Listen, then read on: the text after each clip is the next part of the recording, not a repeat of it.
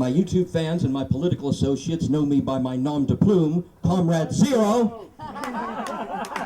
And I say hi to all my brothers and sisters in the struggle against the tyranny of inequity. First thing I'm going to talk about, very quickly, I was originally supposed to talk about the inequality in income.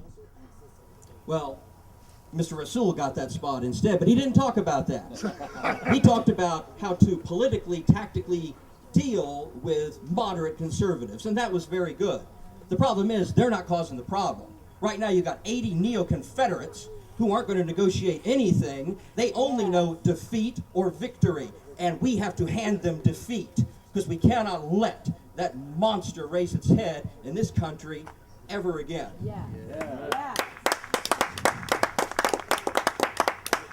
Income inequality is the most pernicious byproduct of modern industrial capitalism.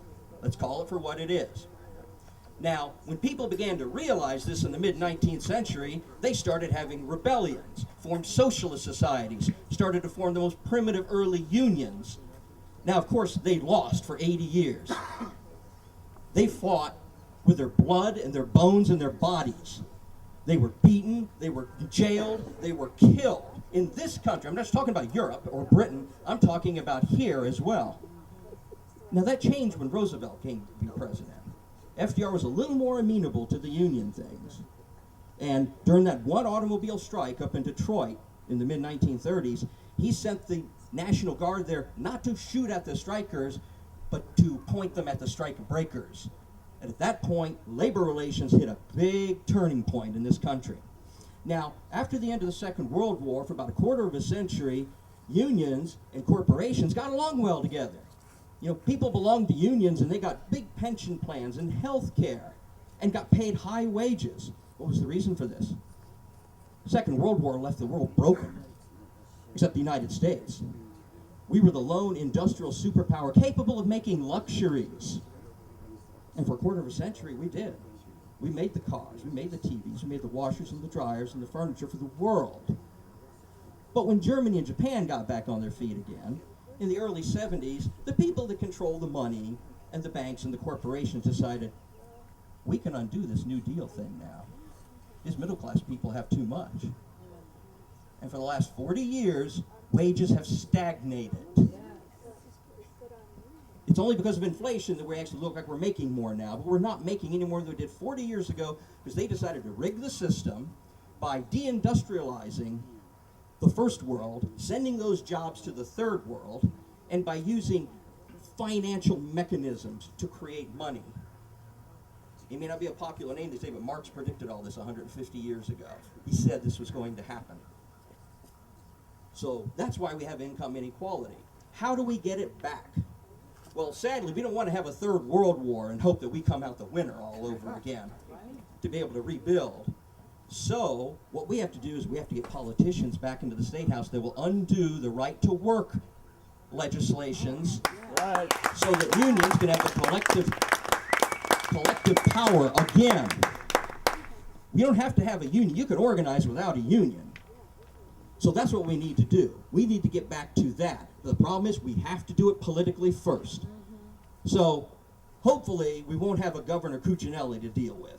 Whoever does end up in there, we need to get them to undo the right to work legislation. Now, I don't know if we'll have the numbers in the houses to do it, but that's what we must do. It is the first step.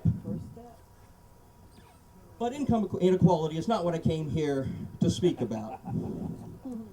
I'm here to talk about trying to change the Constitution because we still need campaign finance reform, which has been floating around since the late 70s. This is not a new issue. But ever since, in 2008, when a group of people called Citizens United made a movie about Hillary Clinton, which then sparked the infamous Citizens United decision. When the Supreme Court decided that the money they spent was equivalent to free speech, that unfettered all the political money restrictions. I'm not saying it was right to begin with. There was plenty of problems with it, but then when that cork came out of the bottle, now there was unlimited, anonymous monies to political campaigns. Political campaigns don't have to tell you where they got the money from. Or they have to stay within the same jurisdiction. Yeah, it is an absolute ruin. Don't have You and I have no say in, oh, they try to make it pretend, because we have primaries and all that rubbish. But who decides who gets in the primaries? Who puts the money behind the people that are going to be serious candidates? This is what needs to be undone. Now, one of the several movements is called Move to Amend, and their objective is to get an amendment to the United States Constitution that will undo the damage of Citizens United and stop the idea of corporate personhood. Ooh. The Green Party has limits on campaign contributions. Oh yeah, the Socialist Party has limits. People can impose limits if they want. Right. The problem is, none of them are the big ball players. We know there's only 2 games in town, Yep. unfortunately. Now, back on December 17th of last year, about a dozen of us from Occupy and some of our brothers from Roanoke Equality, we went to the city council meeting that night to present a non-binding resolution for the city council of Roanoke. We pointed out, in fact, in Jim's portion, when he was speaking to the city council, he made mention of the number of state legislatures as well as cities and other localities which have already passed. over 300 now. Over 300. Wow. Fantastic. Now, of course, they're all non-binding resolutions, but it's sort of a statement of principle to say this should be undone, this is wrong. Now, I'm going to slightly edit the document. I'm going to leave all the whereases and that sort of thing. But this is basically what we said. We said the United States Constitution and the Bill of Rights are intended to protect the rights of individual human beings, whereas corporations are not natural persons, but instead are artificial entities created by the laws. The United States Supreme Court's decision in the Citizens United versus Federal Election Commission legalized unfettered corporate spending, overturning a century of established law.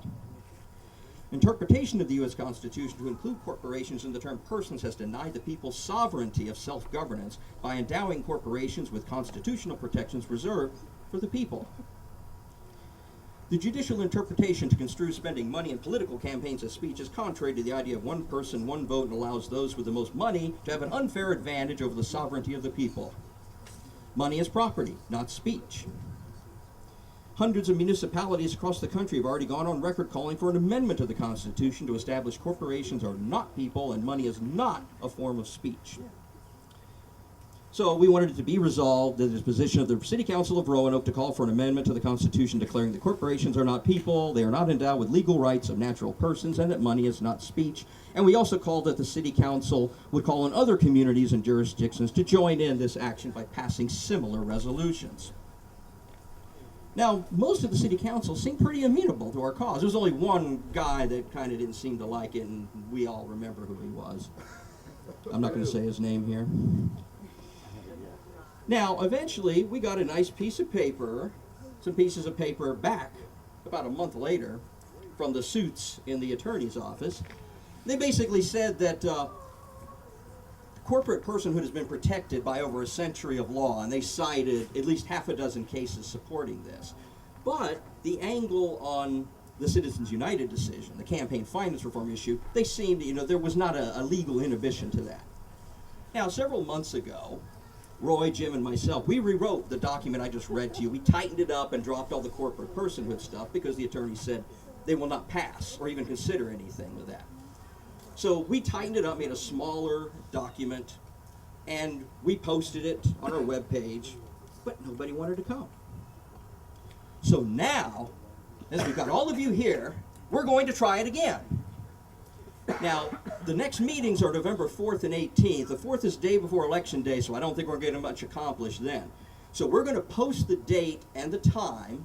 Most likely it'll be the 18th at 7 o'clock, but go to the Facebook page and make sure.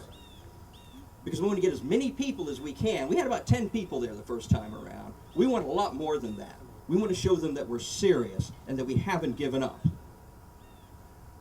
So, come on, let your voice be heard. You don't have to speak. If you're afraid to speak in public, I'm not. I'll get up here and talk all day. We only had 2.5 minutes to talk. I could have taken 20. But nevertheless, come on. This is part of the struggle. We cannot relent because those people aren't going to relent. As long as they think that they can turn the clock back, and just remember, all those neo-Confederates in Congress who are shutting down the government, they don't want you to have rights, or you to have rights, me to have rights, those guys over there to have any rights. So let's take this little step with our local city council. Go onto PANOR's Facebook page. We'll tell you when it's going to be, and be there. Be there and strengthen in unity, brothers and sisters. As the old revolutionary song said, the people united will never be defeated. Yeah. Thank you, my brothers and sisters.